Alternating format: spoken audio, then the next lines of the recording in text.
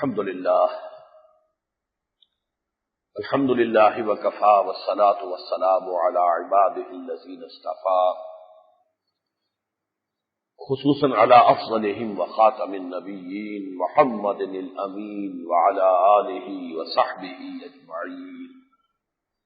أما بعد فقد قال الله تبارك وتعالى كما ورد في سورة أول الكهف في أول سورة الكهف: اعوذ باللہ من الشیطان الرجیم بسم اللہ الرحمن الرحیم الحمد للہ الذی انزل علی عبده الکتاب ولم یجعل له عوجا قیما لینذر بأسا شدیدا من لدنه ویبشر المؤمنین الذین یعملون الصالحات ان لهم اجرا حسنا ماکثین فیہ ابدا وَيُنذِرَ الَّذِينَ قَالُوا اتَّخَذَ اللَّهُ وَلَدًا مَا لَهُم بِهِ مِنْ عِلْمٍ وَلَا لِآبَائِهِمْ كَبُرَتْ كَلِمَةً تَخْرُجُ مِنْ أَفْوَاهِهِمْ إِنْ يَقُولُونَ إِلَّا كَذِبًا فَلَعَلَّكَ بَاخِعٌ نَفْسَكَ عَلَى آثَارِهِمْ إِن لَّمْ يُؤْمِنُوا بِهَٰذَا الْحَدِيثِ أَسَفًا انا جعلنا ما على الارض زینۃ لها لنبلوهم ایہم احسن عملا وانا لجاعلون ما عليها صعیدا جرزا. وقال عز وجل كما ورد في آخر سورة الكهف: قل هل ننبئكم بالاخسرین اعمالا الذين ضل سعيهم في الحياة الدنيا وهم يحسبون أنهم يحسنون صنعا أولئك الذين كفروا بآيات ربهم ولقائه فحبطت أعمالهم فلا نقيم لهم يوم القيامة وزنا ذلك جزاؤهم جهنم بما كفروا واتخذوا آياتي ورسلي هزوا. صدق اللہ العظیم. رب اشرح لي صدری ويسر لي امری واحلل عقدۃ من لسانی یفقهوا قولی. اللهم ربنا الہمنا رشدنا واعذنا من شرور انفسنا. اللهم ارنا الحق حقا وارزقنا اتباعه وارنا الباطل باطلا وارزقنا اجتنابه. اللهم وفقنا لما تحب وترضى. اللهم انا نعوذ بك من فتنة المسیح الدجال فاعذنا منه یا رب العالمین آمین. گزشتہ 2 جمعوں کے خطابات میں دجالی فتنے کا تذکرہ ہوا، یک چشمی دجالی تہذیب اس کا بھی ذکر ہوا، لیکن یہ کہ ان دونوں چیزوں کا ذکر جو ہے ضمنی طور پر ہوا ہے. دجالی فتنے کا تفصیلی ذکر جو ہے وہ احادیث میں ہے، اور اس کے ضمن میں چونکہ یہ حدیث بھی ہمیں ملتی ہے کہ جو شخص سورہ کہف پڑھتا رہے گا وہ دجالی فتنے کے اثرات سے محفوظ رہے گا. تو آج میری گفتگو کا جو براہ راست موضوع ہے وہ یہی ہے کہ وہ فتنۃ المسیح الدجال کیا ہے، المسیح الدجال کی شخصیت سے کیا مراد ہے، پھر سورہ کہف کے مضامین کا کیا ربط و تعلق ہے اس فتنہ دجالی کے ساتھ. دیکھیے، جہاں تک لفظ دجل کا تعلق ہے، دال جیم لام، قرآن مجید میں اس مادے سے کوئی لفظ استعمال نہیں ہوا. عربی زبان کا یہ ایک عام لفظ ہے، اور اس درجے عام ہے کہ ہماری اردو زبان میں بھی یہ عام مستعمل ہوتا ہے. دجل و فریب، دھوکہ دینا، ملمہ سازی، کسی شے کی حقیقت کو چھپا کر اس پر کوئی پردہ ڈال دینا، یہ دجل ہے. حدیث میں 2 اعتبارات سے دجالوں کا تذکرہ آیا ہے. دجل سے دجال، اب یہ فعال کے وزن پر مبالغے کا صیغہ ہے. بہت ہی بڑا دھوکہ یا بہت ہی بڑا دھوکے باز.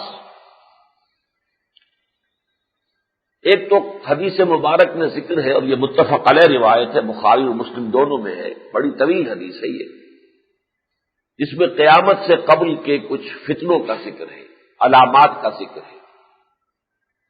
چنانچہ اس حدیث کا کہ جو بخاری اور مسلم دونوں میں ہے، آغاز ہوتا ہے لا تقوم الساعة حتی،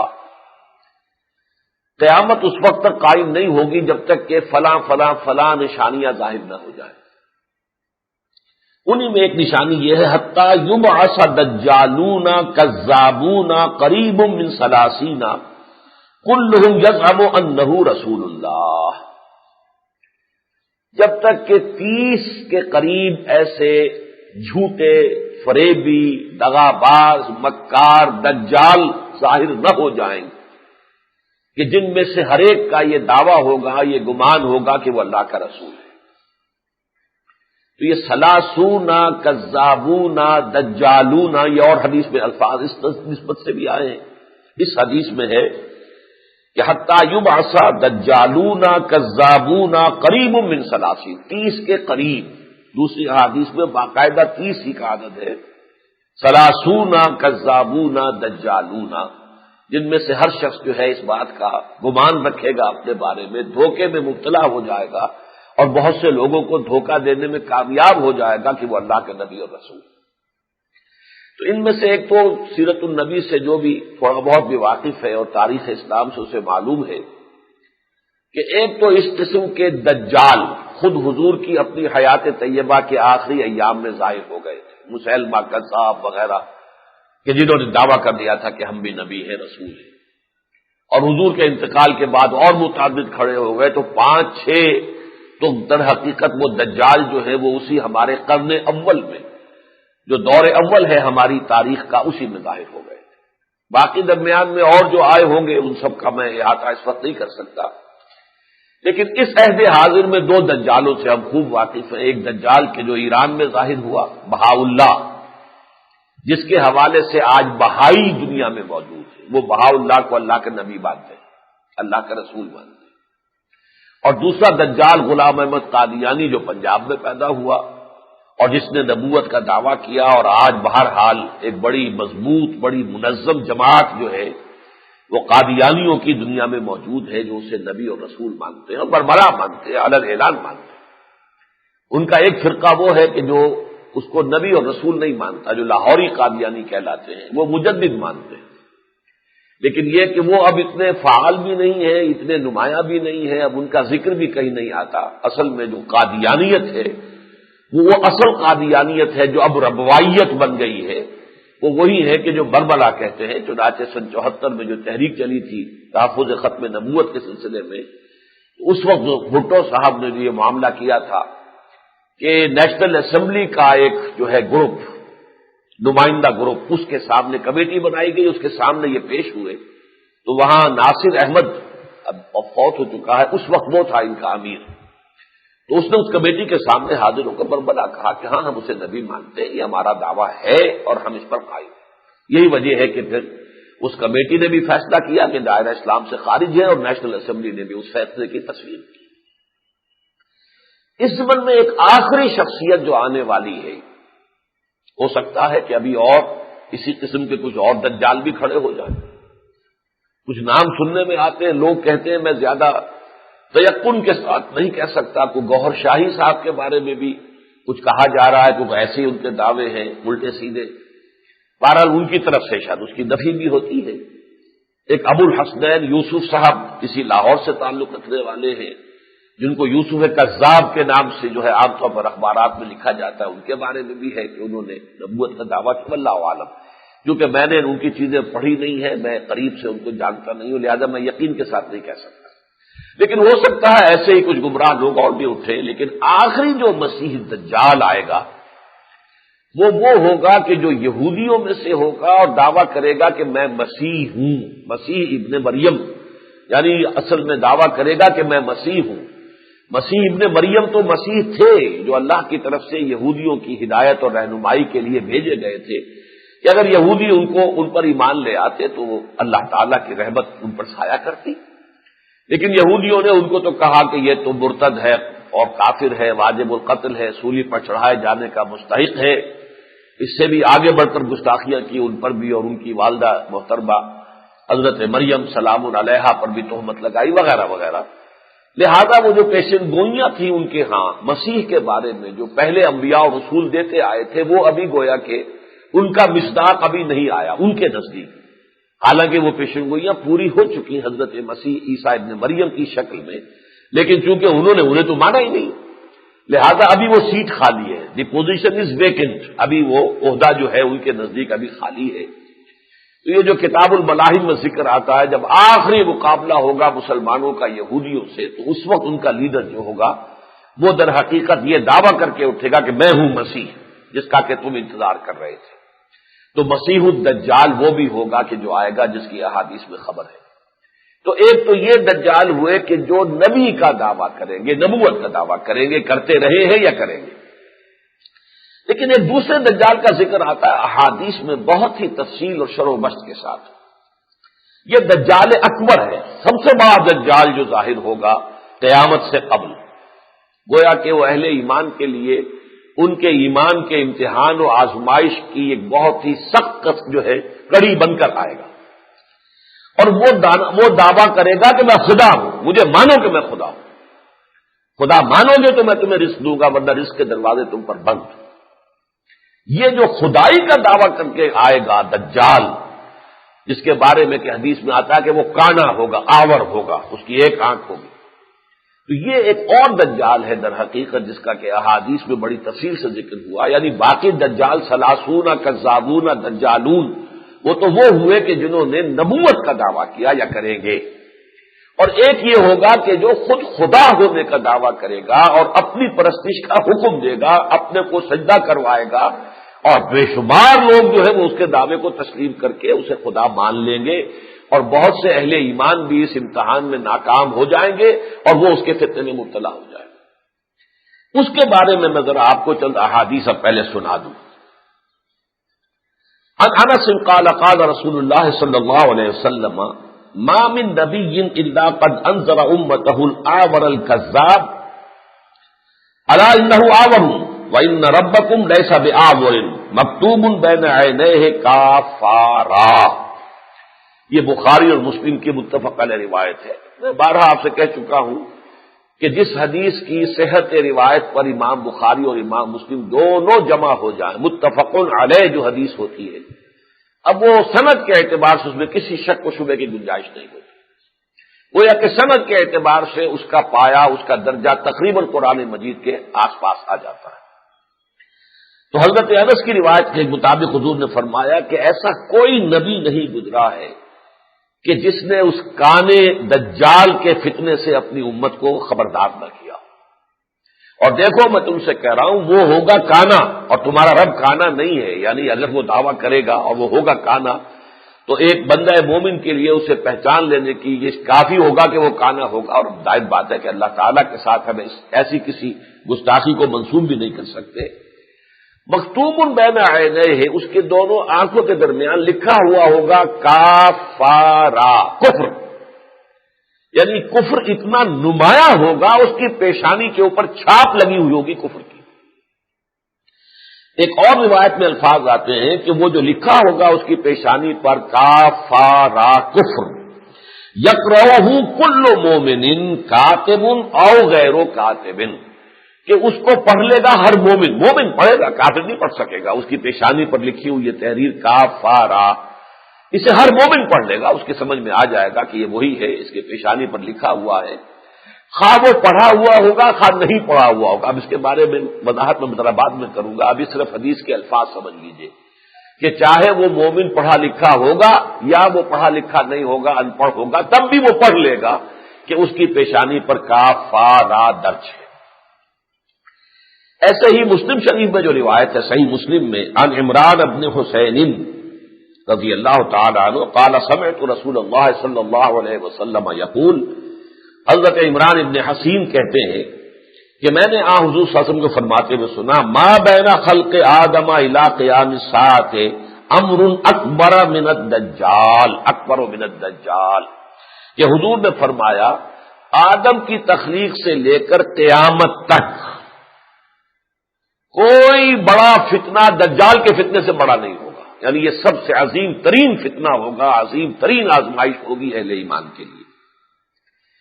یہ جس دجال کا ان احادیث کے اندر تذکرہ ہو رہا جو خدائی کا دعوے دار ہوگا، اس کی کچھ علامتیں، اس کی کچھ قوتیں، اس کے کچھ اوصاف، اس کی کچھ صلاحیتوں کا ذکر احادیث میں آیا ہے، جن کا مجموعہ یہ سمجھیے کہ اس کو جو قواعد طبیعیہ ہیں، نیچرل فورسز، اس کے اوپر کوئی ایسا غلبہ حاصل ہو جائے گا کہ یہ قواعد طبیعیہ، یہ نیچرل سورسز جو ہے اور نیچرل فورسز جو ہے وہ اس کے تابع ہو جائے گا، جو کہ آج ہوتا جا رہا ہے ہماری نگاہوں کے سامنے۔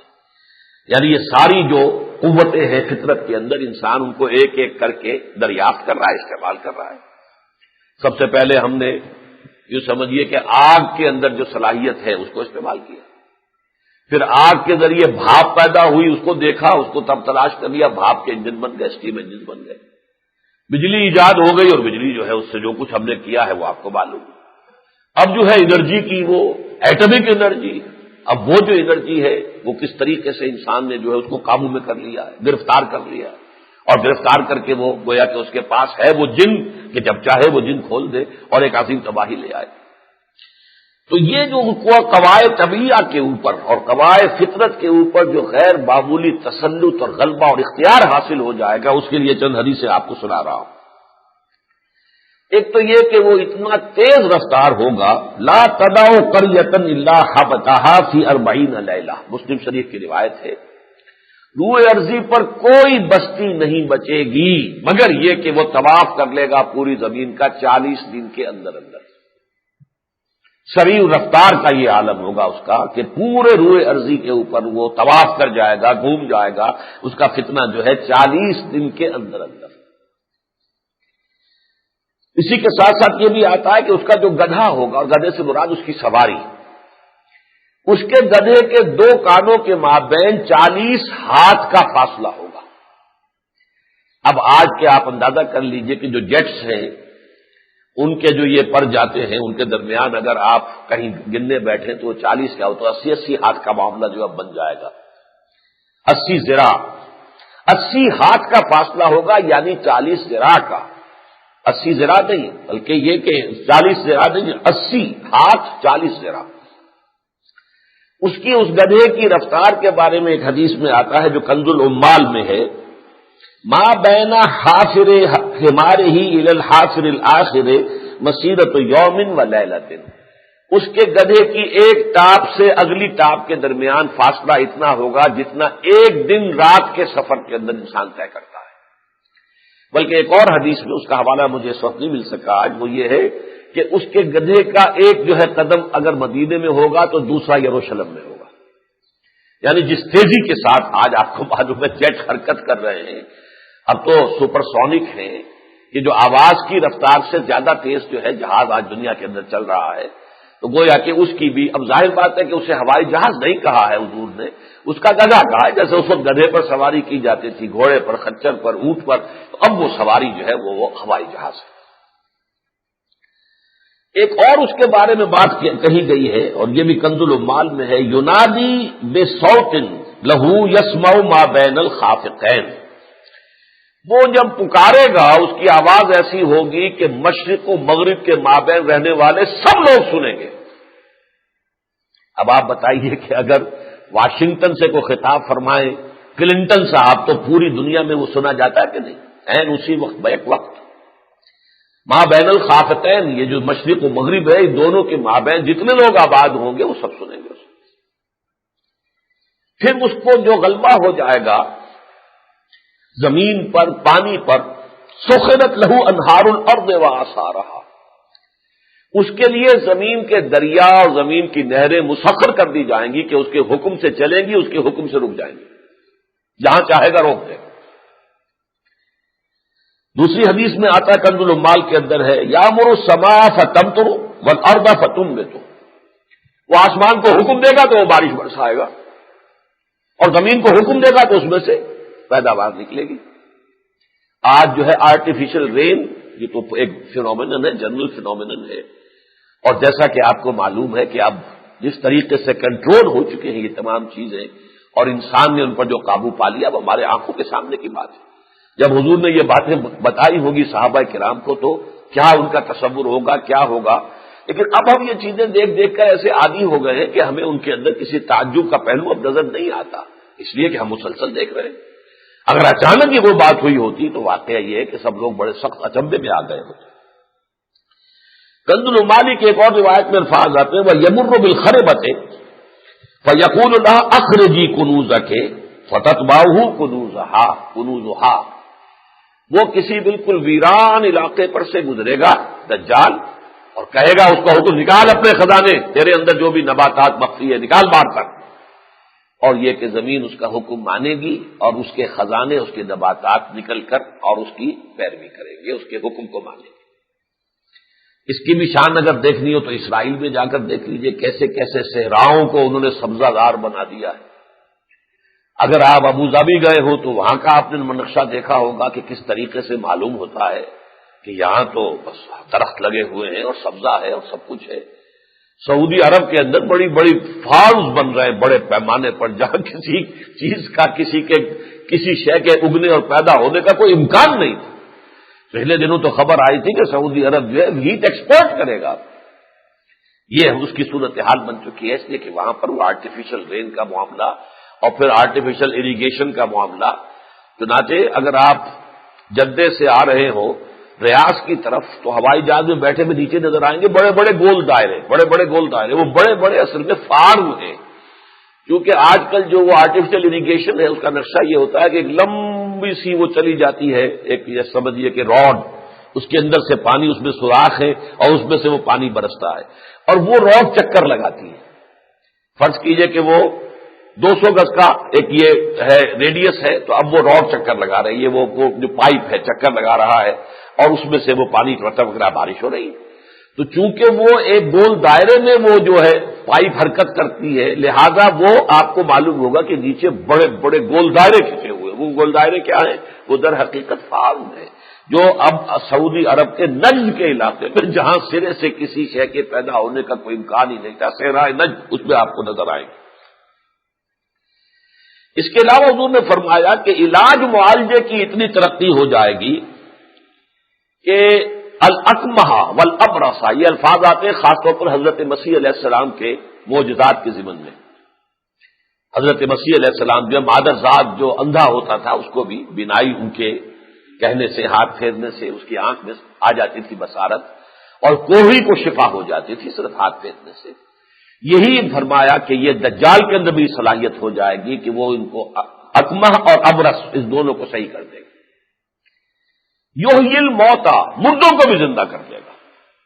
آج جو ہے کلوننگ بہت قریب چلی گئی ہے، اور یہ اس کا خیال کیا جا رہا ہے کہ کسی کی لاش میں سے ایک سیل نکال کر اگر اس کی کلوننگ کی جائے گی تو جیسے وہ ڈولی بنا لی گئی ہے، وہ جو ایک بھیڑ، اسی طریقے سے وہ انسان جو ہے اس کا ایک گویا کہ بالکل مصنع انسان جو ہے وہ بن کر تیار ہو جائے گا۔ اور ہیومن کلوننگ کے بہت قریب پہنچ چکے ہیں لوگ، بلکہ بعض تو کہتے ہیں بعض جگہوں پر وہ کامیاب ہو چکے ہیں، لیکن ابھی اسے خفیہ رکھا جا رہا ہے۔ یہ بھی آتا ہے کہ وہ دجال ایک شخص کو آری کے ساتھ یا آرے کے ساتھ چیر کر 2 حصوں میں بانٹ دے گا، پھر وہ سیدھے گا اور زندہ کر دے گا۔ سرجری ہماری اس مقام تک پہنچ چکی ہے۔ اگر انسان کے اس درمیانی دھڑ کو فریز کر دیا جائے، پھر کاٹ کے 2 حصے کر دیے جائیں، پھر ان کو سی دیا جائے، مختلف جو بھی اس کے ٹیشوز ہیں اس میں وہ سرجری اس انتہا کو پہنچ چکی ہے۔ کٹا ہوا ہاتھ جوڑ دیتے، اب کٹا ہوا ہاتھ جو ہے اس کے کتنے عضلات ہیں، کتنی اس میں وینز چل رہی ہیں، کتنی آرٹریز ہیں، کتنی نرس ہیں، لیکن یہ کہ ان سب کو سی کر جوڑ کر وہ ہاتھ صحیح ہو جاتا، یہاں تک تو عام ہو رہا ہے۔ لیکن یہ کہ یہ حضور نے فرمایا کہ وہ ایک انسان کو آرے کے ساتھ چیر کر 2 حصوں میں تقسیم کرے گا اور پھر سی کر اور اسے ایک زندہ چلتا پھرتا انسان بنا دے گا۔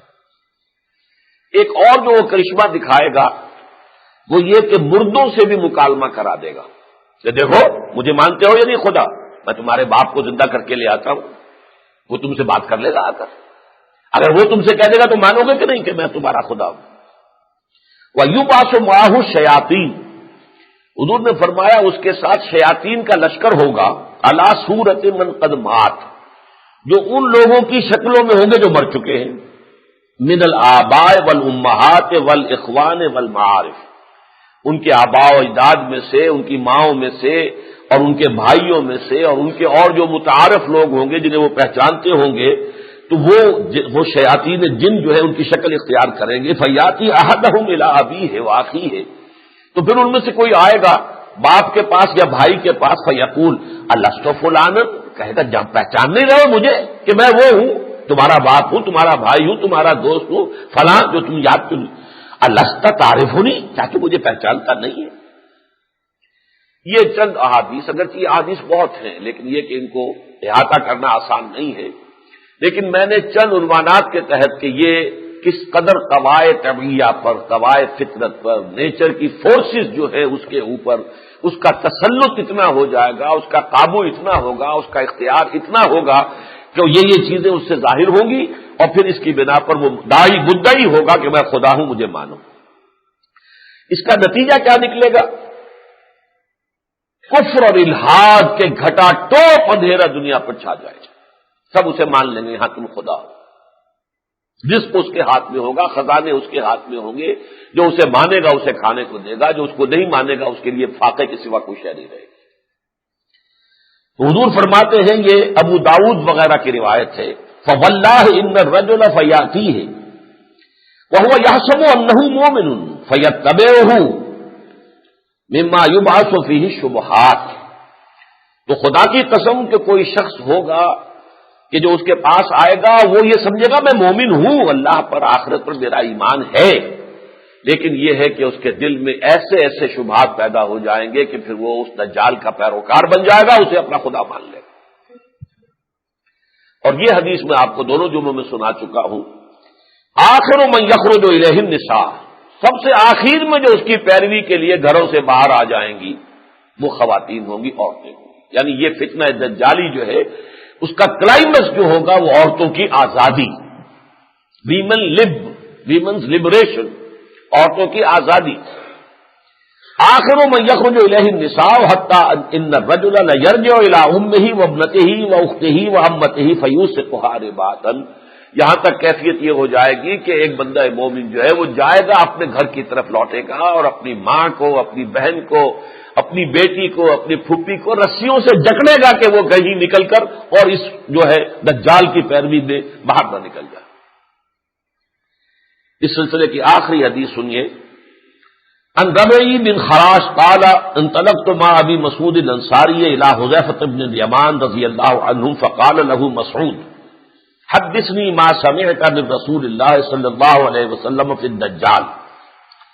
یہ ربیع ابن حراش کہتے ہیں کہ میں ابو مسعود انصاری کے ساتھ گیا حضرت حذیفہ ابن الیمان رضی اللہ تعالی عنہ کی خدمت میں. یہ حذیفہ ابن الیمان وہی ہیں جو صاحب و سر النبی ہیں، جن کو کہ حضور نے کچھ منافقوں کے نام بتا دیے تھے کہ فلاں فلاں فلاں لوگ منافق ہیں، اور کہہ دیا تھا کہ یہ کو راز رکھنا، کسی اور کو بتانا نہیں. تو صحابہ میں مشہور ہو گئے تھے وہ صاحب و سر النبی حضرت حذیفہ. تو وہ کہتے ہیں کہ میں نے ان سے کہا، فقال له ابو مسعود انصاری نے ان سے کہا حدثنی ما سمعت من رسول اللہ صلی اللہ علیہ وسلم فی الدجال، کہ اے حضرت حذیفہ رضی اللہ تعالی عنہ ذرا مجھے بتائیے آپ نے کیا کچھ باتیں سنی تھی دجال کے بارے میں حضور سے. قال ان الدجال یخرج، انہوں نے فرمایا کہ دجال نکلے گا، وَإِنَّ مَاهُ مَاءٌ وَنَارٌ، مان و نارن، اس کے ساتھ پانی بھی ہوگا اور آگ بھی ہوگی. فَأَمَّا الَّذِي يَرَاهُ النَّاسُ مَاءً فَنَارٌ، تو وہ چیز جسے لوگ پانی سمجھیں گے وہ آگ ہوگی حقیقت میں، تحرق جو جلا دے گی. وَأَمَّا الَّذِي يَرَاهُ النَّاسُ نَارًا فَمَاءٌ بَارِدٌ عَذْبٌ، اور وہ چیز جو لوگوں کو آگ نظر آئے گی وہ ٹھنڈا پانی ہوگا بہت میٹھا. فَمَنْ أَدْرَكَهُ مِنْكُمْ فَلْيَقِعْ فِي الَّذِي يُرَاهُ نَارًا، تو تم میں سے جس شخص کا بھی سابقہ اس دجال کے ساتھ پیش آئے تو اسے ادھر جانا چاہیے جو اصل میں آگ نظر آ رہی ہے. فَإِنَّهُ مَاءٌ عَذْبٌ طَيِّبٌ، کہ وہ پانی ہوگا ٹھنڈا میٹھا. فقال ابو مسعود وَأَنَا قَدْ سَمِعْتُهُ، حضرت ابو مسعود انصاری نے فرمایا میں پہلے بھی یہ حدیث سن چکا ہوں، یعنی اے حضرت حذیفہ آپ نے جو حدیث سنائی ہے یہ میں پہلے بھی سن چکا ہوں. یہ ہے گویا کہ دجل کی انتہا۔ دجل کیا ہے؟ جیسا کہ میں کہہ چکا ہوں، فریب، دھوکہ، ملمہ۔ جو اس کائنات کے اصل حقائق ہیں ان پر دجل و فریب کا پردہ پڑ جائے گا۔ کائنات کی حقیقت الحقائق، اصل حقیقت ذات باری تعالی، خالق کائنات، مالک کائنات، رازق کائنات، بدیع السماوات والارض، مالک الملک، ملک السماوات والارض، اللہ ہے۔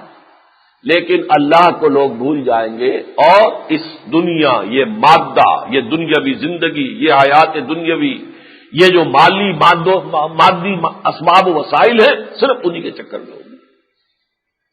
انسان کی اصل حقیقت روح ہے، جس کی وجہ سے یہ حیوانوں سے ممیز ہوا۔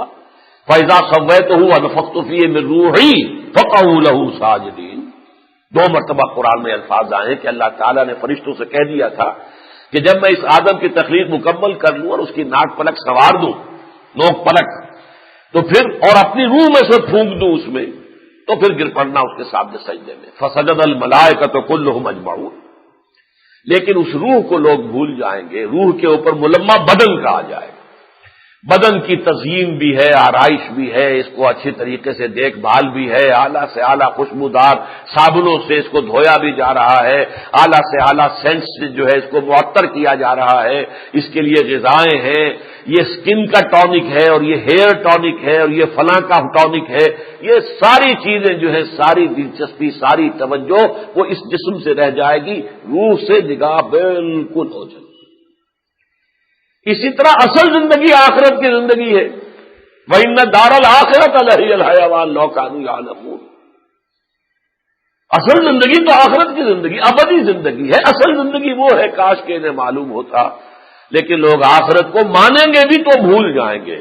ان کا ہدف اور مقصود اور مطلوب آخرت نہیں ہوگی، بلکہ دنیا ہو جائے گی۔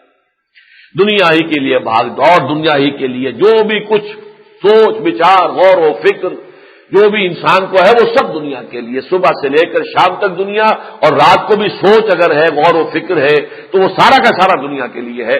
آخرت کے لیے کوئی سوچ، کوئی فکر، کوئی جو ہے تشویش کسی طرح کی انسان خود بھول جائے۔ یہ ہے 3 پردے۔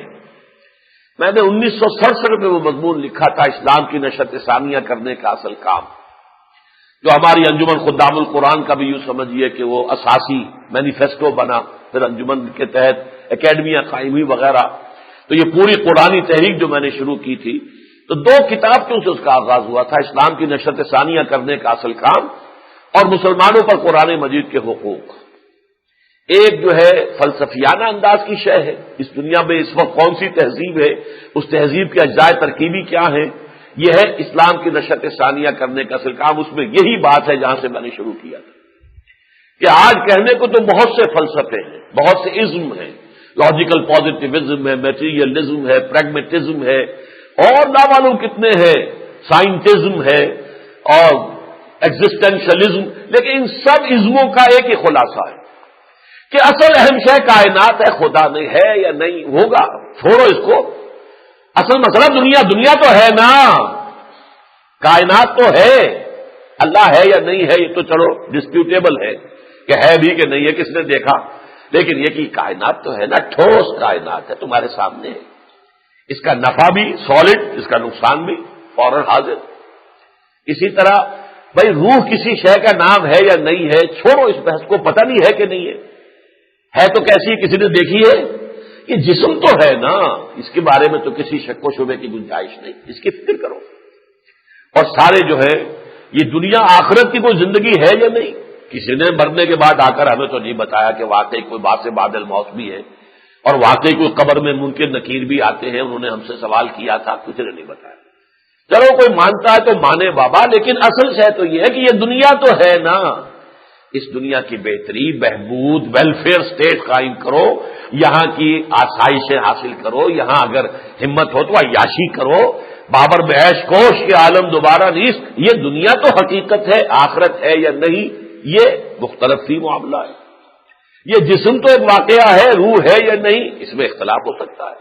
کائنات تو موجود ہے نا، اللہ ہے یا نہیں، چلو کوئی مانتا ہے مانے، لیکن یہ کہ اس کے لیے کوئی ثبوت تو کسی کے پاس نہیں ہے کہ اللہ ہے۔ یہ لب لباب ہے اس تہذیب کا، چاہے فلسفے بے شمار ہو، مختلف ٹائٹلز، مختلف عنوانات کے تحت وہ فلسفے آئے ہوں، لیکن حاصل یہی ہے۔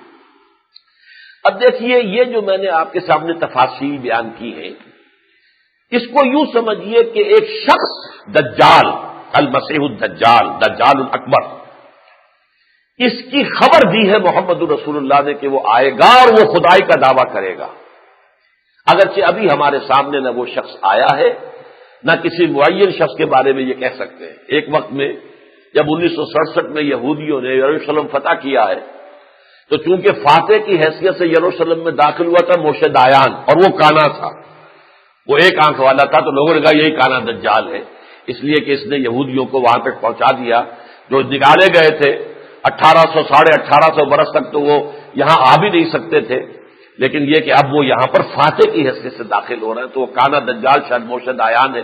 تو اس طرح کی باتیں تو لوگوں کے اندر ہو جاتی ہے، لیکن یہ کہ بہرحال وہ جو کیفیات اور اس کی جو خصوصیات، اس کے خصائص، اس کی جو قوتیں جس کا ذکر احادیث میں آیا ہے، ابھی کوئی انسان مشخص طور پر دجال کی حیثیت سے سامنے نہیں آیا، لیکن چونکہ خبر دی ہے محمد الرسول اللہ صلی اللہ علیہ وسلم نے، وہ ہوا صادق المصدوق، اور آپ سچے ہیں اور آپ کی سچائی پر اللہ گواہ ہے، لہذا ہوگا، اس میں کسی شک و شبے کی گنجائش نہیں۔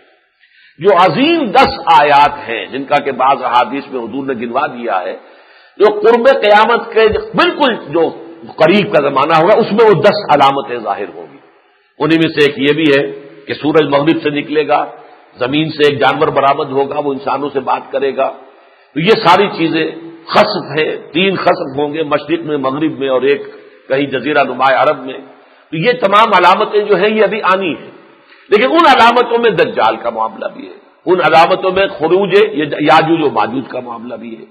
وہ دجال اکبر جو ہے، جیسا کہ میں نے عرض کیا کہ ایک شخص انسان کی صورت میں، کوئی شیطان ہوگا، ممکن ہے ابلیس ہی انسان کا لبادہ اوڑھ کر وہ آخری جنگ لڑنے کے لیے میدان میں آ جائے، جیسے کہ علامہ اقبال نے کہا ہے کہ دنیا کو ہے پھر مار کا روح و بدن پیش، تہذیب نے پھر اپنے درندوں کو ابھارا، ابلیس کو یورپ کی مشینوں کا سہارا، اور اللہ کو پابندی ہے مومن پہ بھروسہ۔ تو ہو سکتا ہے کہ آخر کار وہ خود آ جائے انسانی لباس میں اور خدائی کا دعویٰ کرے، اور بہت سے لوگوں کو جو ہے وہ واقعتاً اپنی پرستش پر آبادہ کر لے۔ تو جہاں تک ان احادیث کا تعلق ہے، ہم اس کی صنعت کے اعتبار سے دیکھتے ہوئے تسلیم کریں گے کہ ہاں ہو سکتا ہے، ہوگا، حضور نے خبر دی ہے تو ہوگا۔ لیکن جو بات آج سمجھنے کی ہے وہ یہ ہے، جیسے آپ انگریزی میں کہتے ہیں coming events cast their shadows before, آنے والے واقعات کے سائے تو پہلے پڑنے شروع ہو جاتے ہیں۔ تو وہ شخص دجال جب آئے گا، لیکن فتنہ دجال آ چکا ہے۔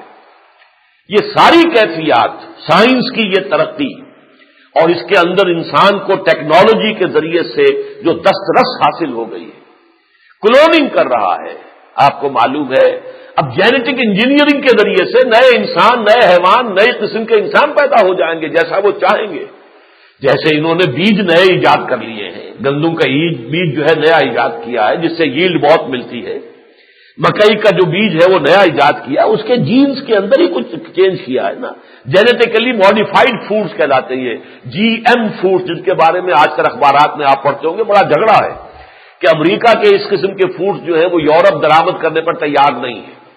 یہ ہمیں نہیں معلوم، ہمیں اندازہ نہیں ہے کہ اس کے اندر کیا خرابی ہو، ابھی تو خرابی نظر نہیں آ رہی، لیکن ایسی چیزوں کی خرابیاں، یہ نیچر کی جو چیز ہے اس میں آپ نے دخل اندازی کر کے تبدیلی کی ہے، اب اس کے کوئی اثرات ہو سکتا ہے بعد میں ظاہر ہو، لیکن یہ کہ امریکہ نے تو کیا، اور اسی بنا پر ٹرپس جو ہے اس کے معاہدے کے تحت اب وہ یہ چاہ رہے ہیں کہ ہم نے چونکہ یہ تمام جو بیج جو ہے ایجاد کیے ہیں تو ان کی رائلٹی ہمیں ملنی چاہیے، پوری دنیا جو ہے وہ ہمارے بیج استعمال کرے گی، اور کہیں کسی کو بیج اپنے پاس رکھنے کی اجازت نہیں ہوگی۔ یہ بھی ورلڈ ٹریڈ آرگنائزیشن کا ایک ذیلی معاہدہ ٹرپس ہے، جس کا میں ذکر کر چکا ہوں 2 مرتبہ یہاں آپ کے سامنے۔ تو جہاں تک وہ دجالی فتنہ ہے، coming events cast their shadows before, اب دجال الاکبر، المسیح الدجال جو خدائی کا دعویٰ کرے گا وہ جب آئے گا، لیکن یہ کہ دجالی فتنے نے تو پوری طرح نوع انسانی کو اپنی گرفت میں لے لیا ہے۔ چنانچہ دیکھیے سائنس اور ٹیکنالوجی کا عروج یہ ہے، فاصلے ختم ہو گئے، کتنی سریع رفتار کے ساتھ انسان سفر کر سکتا ہے۔ آپ صبح کراچی سے جائیں، عمرہ کریں، شام تک واپس آ جائیں، آپ کا لباس میلا بھی نہیں ہوگا۔ یہ آپ کی اس وقت یہ تو ہمارا معاملہ ہے، باقی ان کے سپر سونک جیٹس جو ہیں ان کی رفتار اور کتنی زیادہ ہے، پوری دنیا کے گرد جو ہے چند گھنٹوں میں چکر لگا سکتے ہیں. تو رفتار کس قدر پہنچ چکی ہے اور فاصلے بالکل معدوم ہو گئے. یہ میں پہلے ذکر کر چکا ہوں کہ کوئی شخص ایک جگہ پر تقریر کرے پوری دنیا میں اس کو دیکھا بھی جا سکتا، سنا بھی جا سکتا. حدیث میں تو صرف سننے کا تذکرہ ہے، یا تو دیکھ بھی سکتے ہیں، اس سے بھی آگے بات بڑھ گئی ہے. صرف سنتے ہی سنتے نہیں، دیکھ بھی سکتے ہیں کہ یہ کلندر صاحب تقریر فرما رہے ہیں، آپ پوری دنیا کے اندر سن لیجئے اور دیکھ لیجئے. فاصلے ختم ہو گئے. انفارمیشن ٹیکنالوجی جس انتہا کو پہنچی ہے اس کا تو میں اور آپ تو تصور تک نہیں کر سکتے. اس وقت دنیا میں سب سے بڑی ٹیکنالوجی انفارمیشن ٹیکنالوجی ہے. اب اس میں اب یہ انٹرنیٹ وغیرہ ہے، ای میل ہے، یہ تو بڑی چھوٹی چیزیں ہیں. اب تو انسان نہ معلوم کہاں سے کہاں جا رہا ہے. یہ ساری چیزیں جو ہیں جس کا ذکر دجال کے خصائص اور اوصاف میں کیا گیا ہے، وہ شخص معین تو ابھی سامنے نہیں ہے، لیکن وہ نظام تو آ چکا ہے، وہ تہذیب تو آ چکی ہے. صحرا سبزہ دار میں آپ کو پہلے ہی بتا چکا، دیکھ لیجئے جا کر. آپ یو اے ای میں جا کر دیکھ لیجئے، ابو ظبی دبئی میں جا کر دیکھ لیجئے، سعودی عرب کے اندر ہے نجد کے صحرا میں جا کے دیکھ لیجئے، جدے کو دیکھیے کیا باغ و بہار جدہ بنا ہوا ہے، جہاں پر کہ کئی خوشیاں نظر نہیں آتی تھی، جا کے دیکھ لیجیے. صحرا جو ہے اسرائیل کا جس طریقے سے اس نے اس کو بنایا ہے کلٹیویبل، اور جو اس کے ہاں پیداوار ہو رہی ہے اس کو جا کے دیکھ لیجیے. عمل جراحی میں آپ کو بتا چکا ہوں اس حد کو پہنچ چکا ہے. ہاتھ بالکل کٹ گیا، جدا ہو گیا ہے. وہ یہ نہیں کہ کوئی اس کا حصہ کٹا ہے باقی جڑا ہو، نہیں، بالکل جوڑ دیں گے اور وہ ٹھیک ہو جائے گا، ٹھیک کام کرے گا. حالانکہ میں بہرحال چونکہ ڈسیکشن بھی کی ہوئی ہے میں نے اپنے طالب علم کے زمانے، کتنے اس میں مسلز کا معاملہ ہے، کتنی آرٹریز ہیں، کتنے وینز ہیں، کتنی نروز ہیں، ان سب کو جوڑ دینا. اور واقعہ یہ کہ وہ اس کے بعد وہ ہاتھ جو ہے وہ کام کر رہا ہوتا ہے. اسی طریقے سے جینیٹک انجینئرنگ جس کا میں تذکرہ کر چکا ہوں، یہ تو وہ ساری چیزیں ہیں کہ جس کا نتیجہ کیا نکلا ہے، دنیا کی چمک دمک بہت بڑھ گئی. اب دنیا میں دل فریبی، دل ربائی بہت ہو گئی. یہ چمک دمک دنیا میں کبھی نہیں تھی جو آج ہے. آپ امریکہ جائیے، ایک دفعہ پہلی مرتبہ جو جاتا آنکھیں پھٹ جاتی ہیں، میں کہاں آ گیا ہوں، مبہوت ہو کے رہ جاتا انسان. جیسی کچھ چمک دمک ہے یہاں کی زندگی کے اندر. وہ جو علامہ اقبال کہتے ہیں کہ نظر کو خیرہ کرتی ہے چمک تہذیب حاضر کی، یہ سنائی مگر جھوٹے نگوں کی ریزہ کاری ہے. تو یہ تو اقبال کی نگاہ ہے نا جو دیکھ سکتی ہے کہ یہ جھوٹے نگ ہیں. باقی عام آدمی کو تو وہ سچے جگمگ جگمگ جگمگ کرتے ہوئے جو رنگ نظر آتے ہیں. انگریزی میں بھی علامہ اقبال نے اس کو کہا the dazzling exterior of the present western civilization. اس کا جو خارجی نظر ہے وہ تو ڈیزلنگ ہے، انسان کو نگاہوں کو چکا چوند کر دینے والا ہے. اتنی اس کی زیبائش اور آرائش، یہ لفظ ذرا نوٹ کر لیجیے اچھی طرح، کیونکہ اسی سے سورہ کہف کے ساتھ اس کا تعلق جو ہے وہ آپ کی سمجھ میں آئے گا. اور نمبر 2 یہ کہ اس کے نتیجے میں آج یہ آپ اپنے گریبان میں جھانک لیجئے. آپ تو اچھے بھلے مذہبی لوگ ہیں، اس شدید گرمی میں آپ آئے ہیں، اس شدید گرمی اور حبس میں آپ یہاں بیٹھے ہوئے میری بات سن رہے ہیں. خود اپنے دلوں میں جھانک کر دیکھ لیجئے کہ مطلوب اور مقصود دنیا کے سوا کوئی شے ہے؟ لا مقصود الا اللہ، لا مطلوب الا اللہ، لا محبوب الا اللہ. ایمان کا تقاضا تو یہ ہے مطلوب اور مقصود اور محبوب اللہ کے سوا کوئی شے نہ رہے. بتائیے کتنے ہیں ہم میں سے جو پورے اترتے ہیں؟ عام آدمیوں کو چھوڑ دیجئے، انسانوں کی عظیم اکثریت وہ تو ہے ہی دنیا ہی دنیا، صبح سے شام، شام سے صبح. سوچ ہے تو اس کی، غور ہے تو اس پر، کوئی پلاننگ ہو رہی ہے تو اس کی ہے، گفتگو ہے تو اس کے بارے میں ہے، ٹیبل ٹاک ہے تو اس کے بارے میں ہے. کوئی نئی چیز آ گئی ہے بازار میں، میں لے آیا ہوں تم بھی لے آؤ. حج پر گئے ہوتے تو اسی چکر میں ہوتے ہیں کہ یہاں اب وہاں سے وہاں مارکیٹ سے وہ چیز مل رہی ہے، یہاں سے یہ مل رہا ہے. وہ حج اپنی جگہ پر ہے، باقی ساری دلچسپی جو ہوتی ہے وہ خرید و فروخت کی ہوتی ہے. یہ صورتحال بالفعل اصل میں یہ ہے دجل، یہ ہے فریب. حقائق کو چھپا دیا ہے. اللہ چھپ گیا، کائنات سامنے آ گئی. روح چھپ گئی، بدن سامنے آ گیا. حیات اخروی غائب، صرف حیات دنیاوی ہے جو مطلوب و مقصود بن کر رہ گئی. یہ ہے وہ دجل در حقیقت. پھر اس سے آگے بڑھ کر اس کی جو دوسری ڈائمنشن ہے، یہ تو صرف ٹیکنالوجی اور اس کے حوالے سے دنیا میں جو چمک دمک بڑھ گئی ہے اس کا میں نے ذکر کیا ہے. لیکن جس طرح اب ایک نظام بننے کی طرف دنیا جا رہی ہے، اب یہ یک قطبی دنیا تو بن ہی چکی، یونیپولر ورلڈ. لیکن نیو ورلڈ آرڈر، پورے گلوب کے اوپر ایک شکنجا، ایک نظام. پھر ورلڈ ٹریڈ آرگنائزیشن، پوری دنیا کی صنعت و حرفت اور تجارت ایک سینٹر سے کنٹرول ہوگی. کوئی حدود و قیود نہیں. آپ کوئی نہیں امپورٹ ڈیوٹیز لگا سکتے، کوئی نہیں ایکسپورٹ ڈیوٹیز ہوگی. سب اوپن مارکیٹ ہوگی، ملٹی نیشنلز کا راج ہوگا. باقی سب جو ہے ختم ہو جائیں گے، یا انہی کے کارندے بن جائیں، ان کے ایجنٹ بن جائیں، ان کے ملازم بن جائیں. بس خود کوئی کاروبار دنیا میں نہیں رہے گا. یہاں تک کہ زراعت، بیج، ظاہر بات ہے زراعت کی اصل شے بیج ہے، بیج ان کے کنٹرول میں ہوگا. کسی اور کے گھر سے اگر بیج رکھا ہوا مل گیا کہ پچھلے سال کی گندم کی اس میں سے کچھ بیج اس نے بچا کے رکھ لیا ہے، اس کے اوپر مقدمہ بن جائے گا، قانون کے خلاف ہوگا. اور جو قوم اس کو نہیں مانے گی اس پر سینکشن لگ جائیں گی. اب تو سینکشن سے بڑا تو سمجھیے کہ ہتھیار ہی اور کوئی نہیں. دن میں تارے نظر آ جاتے ہیں. سینکشن ہی کا خوف ہے جس کی وجہ سے لوگ جو ہیں وہ ان کی غلامی جو ہے اس کے قلادے کو گردن میں ڈالے ہوئے ہیں. پھر ویمن لب، عورتوں کی آزادی، لبریشن آف ویمن، جس کو کہا تھا آخر من یخرج الیہ النساء. یہ گویا کہ اس فتنہ دجال کا کلائمیکس ہے. اور اس کا کلائمیکس آ رہا ہے اگلے ہی مہینے 5 تاریخ سے، جون سے 9 تاریخ تک، جو ویمن 2000 کے نام سے جو اجلاس ہو رہا ہے نیو یارک کے اندر. اور اب یہ اجلاس ویسے نہیں ہو رہا ہے، یہ یونائٹڈ نیشنز آرگنائزیشن کی جنرل اسمبلی کا اسپیشل سیشن ہوگا. اس کے لیے میں آپ کو بتا چکا ہوں اور میں ندائے خلافت میں ہم شائع بھی کر چکے ہیں کہ اس کا جو ڈاکومنٹ تیار ہوا ہے، جو پریپریٹری ڈاکومنٹ ہے، اس میں کیا کیا دکھاتا ہے. عصمت و عفت کا اور شرم اور حیا کا جنازہ نکالنا، اور یہ خاندانی نظام جو ہے اس کی جڑیں کھود کر ختم کر دینا، یہ اس کا یہ گویا کہ اس دجالی فتنے کا کلائمیکس ہے جس کی طرف کہ نوع انسانی اب بڑی تیزی سے جائے گی. اور اگر یونائٹڈ نیشنز کے تحت فیصلے ہو جاتے ہیں، پھر اگر آپ رکاوٹ ڈالیں گے تو آپ کے خلاف سینکشنز ہوں گے. اس لیے کہ حکومت تو اب یونائٹڈ نیشنز کی ہے دنیا میں، اور وہ لانڈی ہے امریکہ کی، اور امریکہ چاکر ہے، ملازم ہے یہودیوں کا، زائنسٹ کا. یہ ہے اصل میں RR کی. ابلیس لعین وہ غیر مرئی ہے، اس کے ایجنٹ یہود زائنسٹ، اس کے اعلی کار امریکہ اور ویسٹ، خاص طور پر اینگلو سیکسن پروٹیسٹنٹس، امریکہ اور برطانیہ اور فرانس، یہ 3 صفحے اول میں. باقی یہ کہ پورے عالم عیسائیت جو ہے وہ اس کے اعلی کار بن چکی ہے. اور اس کا جو ہے اعلی کار یونائٹڈ نیشنز، کہنے کو وہاں بیٹھے ہوئے ہیں اور لوگ بھی، لیکن اختیار تو ان کے ہاتھ میں ہے.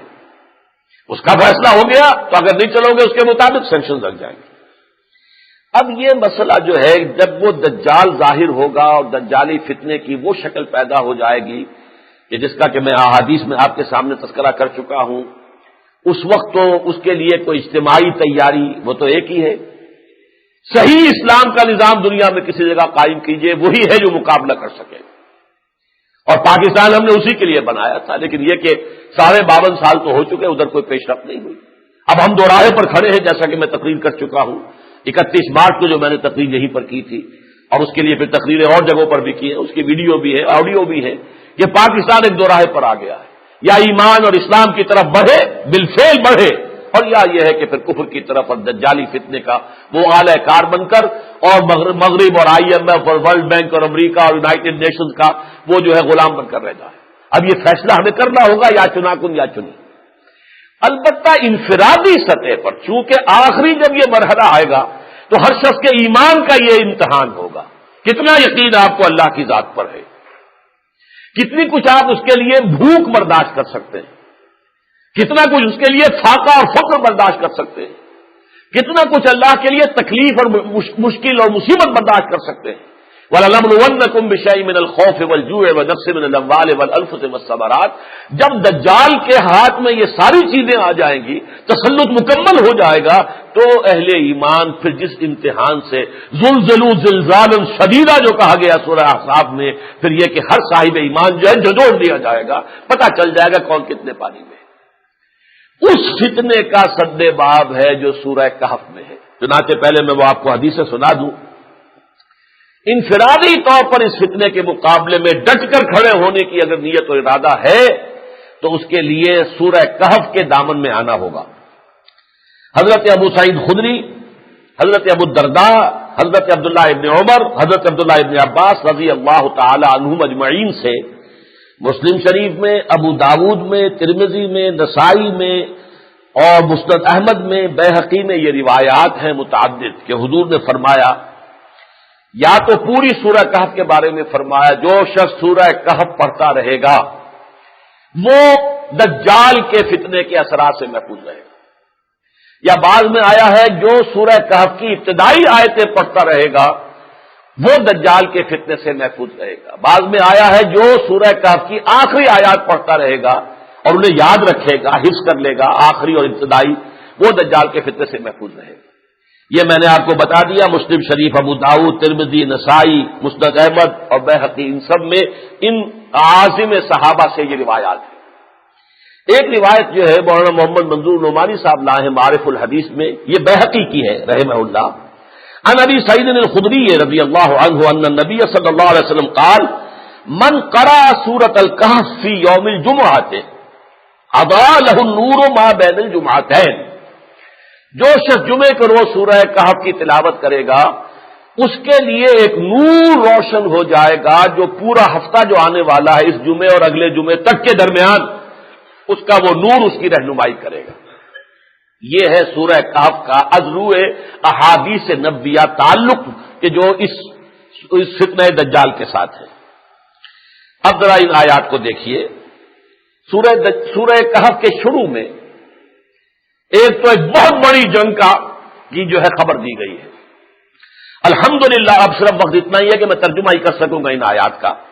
الحمدللہ الذی انزل علی عبدہ الکتاب ولم یجعل لہ عوجا، کل حمد، کل شکر، کل سپاس، کل تعریف اس اللہ کے لیے ہے جس نے اپنے بندے محمد پر صلی اللہ علیہ وسلم یہ الکتاب، یہ القرآن، الفرقان نازل فرمایا، وَلَمْ يَجْعَلْ لَهُ عِوَجًا، اس میں کہیں کوئی کجی نہیں رکھی، بالکل سیدھا، کتاب مبین، سلیس عربی زبان میں، قیما، بالکل سیدھا، لِيُنذِرَ بَأْسًا شَدِيدًا، تاکہ وہ خبردار کر دے بہت بڑی جنگ سے، مِن لَدُنْہُ، جو خاص اللہ کی طرف سے آئے گی۔ یہ ہے وہ خبر جس کا میں ذکر کرتا رہا ہوں احادیث میں، الملحمۃ العظمی، عظیم ترین جنگ جس کی کہ احادیث میں خبر دی گئی ہے، گویا کہ اس کا ذکر یہاں بعض مترجمین نے یہاں پر بعض کا ترجمہ عذاب کر دیا ہے، بعض کہتے ہیں سختی، کوئی بھی چیز جو طبیعت کو ناگوار ہو، اصل مفہوم یہی ہے، لیکن قرآن مجید میں باسا کا لفظ جب جمع میں آتا ہے پھر تو اس میں ہر طرح کی سختی آ جاتی، بھوک ہے، فقر و فاقہ ہے، تکلیف ہے، لیکن الباس جب آتا ہے، وحین الباس والصابرین فی الباساء والضراء وحین الباس، الباس جب آئے گا تو یہ جنگ کے معنی میں آتا ہے۔ جنگ ظاہر بات ہے کہ بہت ناگوار گزرنے والی شے ہے، جان کا خطرہ ہوتا ہے، زخم لگتے ہیں، ہاتھ کٹ گیا، ٹانگ کٹ گئی، تو ایک بہت بڑی جنگ، لیکن میں اب اس تفصیل میں نہیں جا سکتا کہ یہ الملحمۃ العظمی جس کی خبر دی گئی ہے حدیث میں، کتاب الملاحم پورا باب ہے، اس کو پڑھیے۔ وَيُبَشِّرُ الْمُؤْمِنِينَ، اور ساتھ ہی یہ قرآن جو ہے بشارت دیتا ہے اہل ایمان کو، الَّذِينَ يَعْمَلُونَ الصَّالِحَاتِ، کہ جو نیک عمل کرتے رہیں گے، ان لہم اجرا حسنا، ان کے لیے بہت اچھا اجر ہے، ماکثین فیہ ابدا، جس میں وہ ہمیشہ ہمیشہ رہیں گے۔ اللہم ربنا اجعلنا منہم، جو بھی اس فتنہ دجال سے بچ جائیں، جو اس کائنات کی بجائے اصل حقیقت اللہ کی ذات کو سمجھے، جو اس جسم کی بجائے اپنی اصل حقیقت اپنی روح کو سمجھے، جو اس دنیا کی زندگی کی بجائے اصل زندگی آخرت کی زندگی سمجھے، وہ ہے کہ جو در حقیقت اس فتنہ دجال سے بچے ہوئے ہوں گے۔ وَيُنذِرَ الَّذِينَ قَالُوا اتَّخَذَ اللَّهُ وَلَدًا، اور خاص طور پر خبردار کر دے یہ کتاب ان لوگوں کو جنہوں نے یہ کہا ہے کہ اللہ نے کسی کو اپنا بیٹا بنایا۔ یہاں خاص اشارہ ہو رہا ہے عیسائیت کی طرف۔ اس وقت پوری دنیا میں آپ کو معلوم ہے سب سے بڑی تعداد جو ہے نوع انسانی کی وہ عیسائیت کے ماننے والے ہیں۔ اب ان میں فرقے ہیں، پروٹیسٹنٹس ہیں اور کیتھولکس ہیں، اور یہ جو آپ کو آرتھوڈاکس چرچ ہے، یہ گریک آرتھوڈاکس چرچ ہے، اور یہ رشین آرتھوڈاکس چرچ ہے، یہ سربین آرتھوڈاکس چرچ ہے، وغیرہ وغیرہ، ایسٹرن آرتھوڈاکس چرچز، لیکن سب اس پر متفق ہیں کہ حضرت مسیح اللہ کے بیٹے ہیں، اور بیٹے بھی استعارے اور محاورے کے طور پر سلبی بیٹا، جیسے ہمارا بیٹا سلبی ہوتا ہے، ہمارے نطفے سے پیدا ہوتا ہے، اسی طریقے سے سلبی بیٹا ہے اللہ کا۔ یہ سب سے بڑا اور سب سے گھناؤنا اور سب سے عریاں شرک ہے جو تاریخ انسانی میں ہوا ہے، اور آج دنیا کی عظیم ترین آبادی جو ہے وہ اس مذہب کی پیروکار ہے۔ اور یہی مذہب ہے کہ جس نے پاپائیت کا نظام قائم کیا، جس کے رد عمل میں انسان مذہب سے دور ہو گیا۔ یہ میں تفصیل سے آپ کو بیان کر چکا ہوں اپنی تقریروں میں کہ یہ مذہب کے خلاف رد عمل جو یورپ میں پیدا ہوا، اور پھر جب رینائسنس اور تحریک احیاء مذہب اور تحریک اصلاح مذہب یہ تحریکیں چلی ہیں، تو دشمنی ان کے اندر کوٹ کوٹ کر بھری ہوئی ہے مذہب اور مذہبی معاملات سے۔ اسی کا نتیجہ یہ دجالی فتنہ ہے۔ یک چشمی میں اس کو اس لیے کہتا ہوں کہ اللہ نے 2 آنکھیں دی تھی۔ ایک آنکھ یہ کہ انسان اپنے عقل سے کام لے، اپنی آنکھ سے دیکھے، کان سے سنے، ان السمع والبصر والفؤاد کل اولئک کان عنہ مسئولا، اور دوسری آنکھ دل کی دی تھی۔ یہاں وحی کا نزول ہوتا ہے اور وحی کی تصدیق کرتی ہے تو بندہ مومن کی روح کرتی ہے کہ ہاں یہ ٹھیک ہے۔ وہ بھی گویا کہ تیرے ضمیر پہ جب تک نہ ہو نزول کتاب، گرا کشاہ نہ راضی نہ صاحب کشاف۔ انہوں نے ایک آنکھ بند کر دی، دل کی آنکھ بند، ایک آنکھ چوپٹ کھل گئی۔ آج ٹیکنالوجی، سائنس کی ترقی آسمان سے باتیں کر رہی ہے۔ یہ یک چشمی تہذیب ہے۔ وہ دجال ہوگا، اس کی ایک آنکھ ہوگی، وہ کانا ہوگا، لفظ آور آیا ہے لہذا وہ تو ہوگا ویسا، لیکن اس کے جو آثار ہیں جو اس وقت ہمارے سامنے ہیں، coming events cast their shadows before کے حوالے سے، وہ بھی یک چشمی تہذیب ہے۔ مادہ، مادی تعلیم، مادی علوم، مادہ پرستی، اور باقی وحی اور آسمانی ہدایت اور اللہ کی شریعت سے بے نیاز۔ کبرت کلمۃ تخرج من افواہہم، بہت بری گستاخی، بڑی گستاخی کی بات ہے جو ان کے منہوں سے نکل رہی ہے۔ ان یقولون الا کذبا، یہ نہیں کہہ رہے مگر جھوٹ، کوئی اللہ کا بیٹا نہیں، بیٹی نہیں۔ فلعلک باقع نفسک علی آثارہم، تو اے نبی شاید کہ آپ اپنے آپ کو ہلاک کر لیں صدمے میں، ان کے جو آثار آنے والے ہیں، جو نتائج نکلنے والے ہیں، یہ عیسائیت کا جو رد عمل ظاہر ہونے والا ہے، جس طرح انسان مذہب سے برگشتہ ہو جائے گا، جس طرح روحانیت کا چراغ گل ہو جائے گا اس رد عمل کی وجہ سے، تو اگر آپ کے علم میں آ جائے کہ کیا کچھ دنیا میں ہونے والا ہے تو شاید کہ آپ صدمے سے ہلاک کر لیں اپنے آپ کو۔ فلعلک باخع نفسک علی آثارہم ان لم یؤمنوا بہذا الحدیث اسفا، اگر وہ ایمان نہ لائے اس کتاب پر تو اس کے صدمے اور رنج کی وجہ سے جس انجام سے نوع انسانی جو ہے دوچار ہوگی، اس کے صدمے سے شاید اپنے آپ کو ہلاک کر لے۔ اب آگے اب وہ اصل فتنہ کیا ہے؟ انا جعلنا ما علی الارض زینۃ لہا، یہ زمین پر جو کچھ ہے ہم نے اسے اس کی زیبائش اور آرائش بنا دیا ہے۔ یہ زیبائش اور آرائش ہے جس کی وجہ سے اس کی دل ربائی بہت بڑھ گئی ہے، اس کو بہت پرکشش ہو گئی ہے، یہ دل فریب ہے، یہ اپنے اندر گم کر لیتی ہے۔ جیسے اقبال نے کہا کہ کافر کی یہ پہچان کہ آفاق میں گم ہے، مومن کی یہ پہچان کہ گم اس میں ہے آفاق، ان آفاق میں رہتے ہوئے طالب آخرت کا ہو، اللہ کا ہو، لا مقصود الا اللہ، لا مطلوب الا اللہ، لا محبوب الا اللہ، رہے یہاں، دل یہاں نہ لگے، دل لگے اللہ کے ساتھ۔ یہ ہے ایمان۔ اور اگر اسی کے طالب، اسی کے محب اور اسی کو قصد کرنے والے بن گئے تو پھر تباہی ہے۔ انا جعلنا ما علی الارض زینۃ لہا لنبلوہم ایہم احسن عملا، تاکہ ہم انہیں آزمائیں کہ ان میں سے کون ہیں اچھے عمل کرنے والے۔ رخ روشن کے آگے شمع رکھ کر وہ یہ کہتے ہیں ادھر جاتا ہے دیکھیں یا ادھر پروانہ آتا ہے، ذات باری تعالی ہے اور ادھر وہ دنیا ہے، اس کی چمک دمک ہے، نظر کو خیرہ کر رہی ہے، ڈیزلنگ ایکسٹیریئر۔ اب انسان ادھر جاتا ہے یا ادھر جاتا ہے، سارا امتحان اسی میں ہے۔ ذات باری تعالی کی طرف یہ پروانہ آتا ہے، شمع حقیقت کی طرف یا اس مادی چمک دمک کی طرف۔ وَإِنَّا لَجَاعِلُونَ مَا عَلَيْهَا صَعِيدًا جُرُزًا، اور بالآخر تو ہم جو کچھ اس زمین پر ہے اس سب کو تباہ و برباد کر کے چٹیل میدان بنا دیں گے۔ نہ یہ ورلڈ ٹریڈ سینٹر رہے گا 102 منزلہ، نہ وہ 25، 30، 35 منزلہ عمارتیں جو اب ابو ظبی میں اور دبئی میں بن رہی ہیں، کوئی نہیں رہے گا، سب چٹیل میدان۔ جب کوئی ہمالیہ نہیں رہے گا تو یہ کہاں رہیں گے؟ وہاں تو سارا کا سارا جو ہے قان صفا، ایک کھلا میدان، چٹیل میدان ہوگا، کچھ ہے ہوگی نہیں۔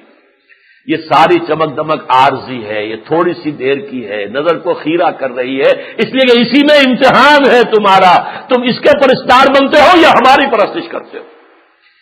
دیکھیے یہاں سے یہ سورت شروع ہوتی ہے اور اس کے آخر میں جو اس کا نتیجہ عملاً نکلتا ہے اس کو بیان کیا گیا.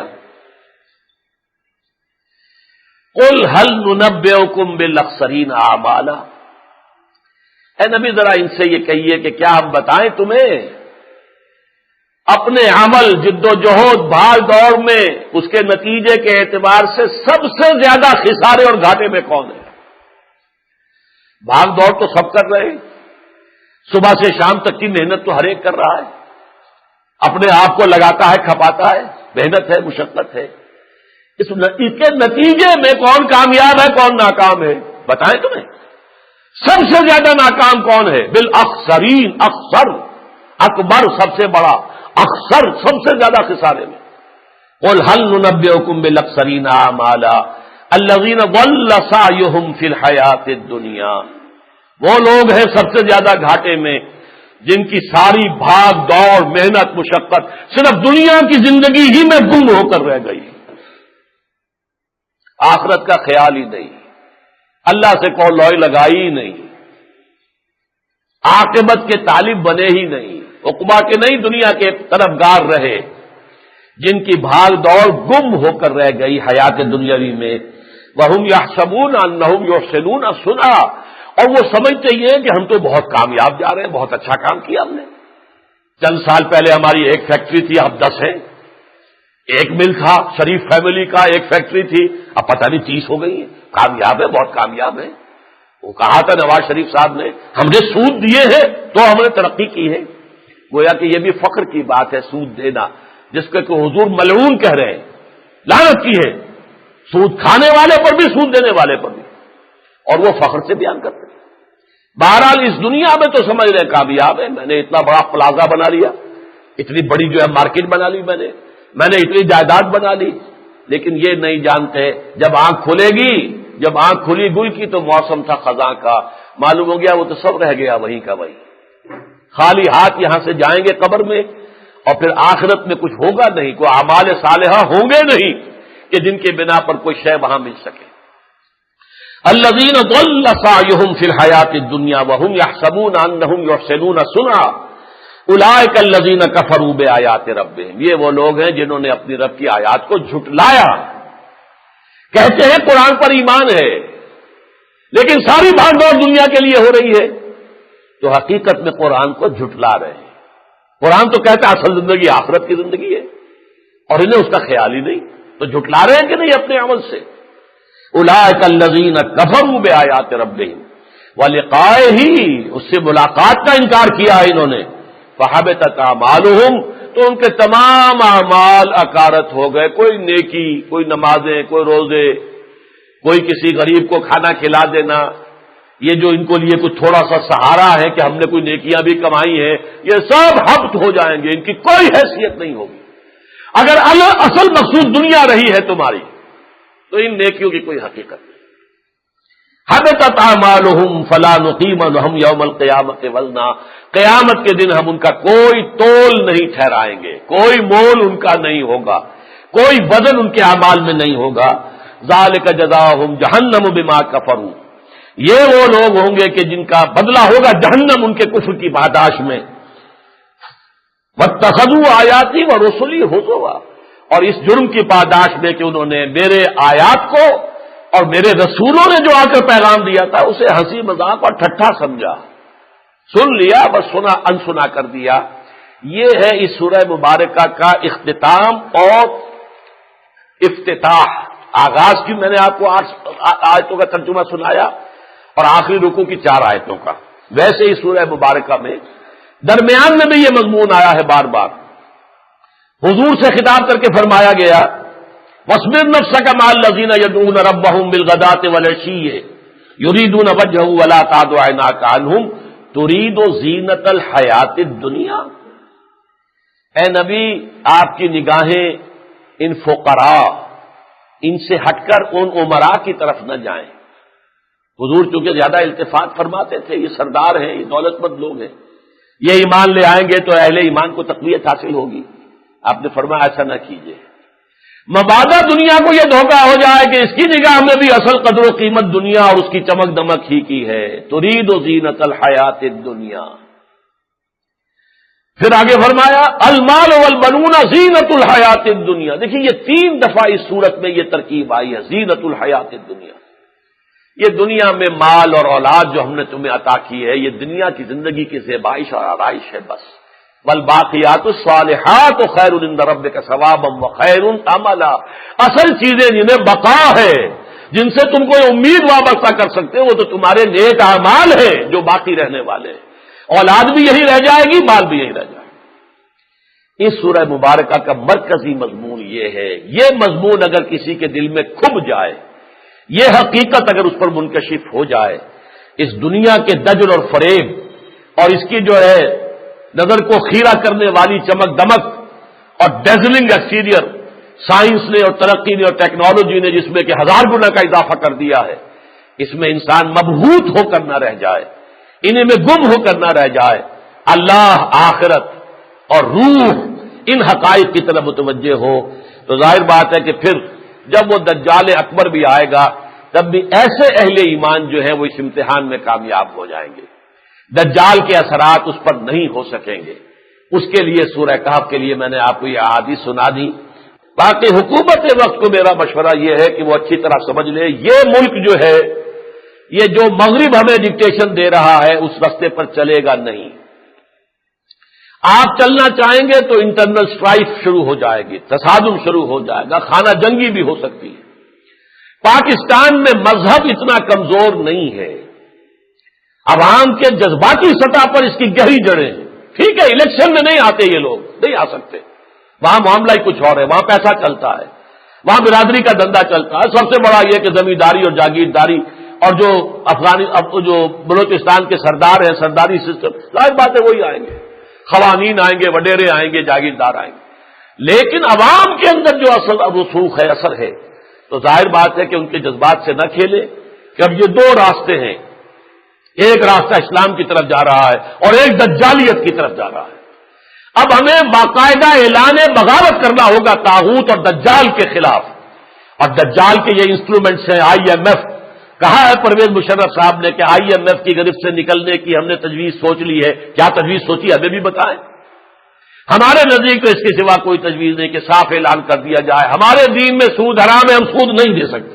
چھٹی، تم نے ہمیں F-16 نہیں دیے تھے کہ تمہاری سینیٹ میں منظور ایک قانون پاس کر دیا تھا، پریسنل ترمیم تھی، تو ہمارا تو دین ہے ابدی.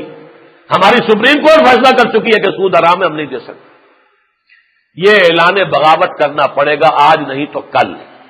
جتنی جلدی ہماری قیادت فیصلہ کر لے اور سیدھے سیدھے اگر دین کے راستے پر چلیں گے، عوام کے اندر سے تائید ابھرے گی. انہی عوام کے اندر سے اتنی توانائی، جیسے ایٹم کے اندر سے قوت نکلتی ہے، ایسے انہی مسلمانوں کے اندر سے وہ انرجی نکلے گی. یہ بھوکے بھی رہیں گے، پیاسے بھی رہیں گے، تکلیفیں جھیلیں گے، لیکن یہ کہ دجال کے اس پورے نظام کے خلاف بغاوت کے لیے کھڑے ہو جائیں گے. اقول قولی ھذا واستغفر اللہ لی ولکم ولسائر المسلمین والمسلمات.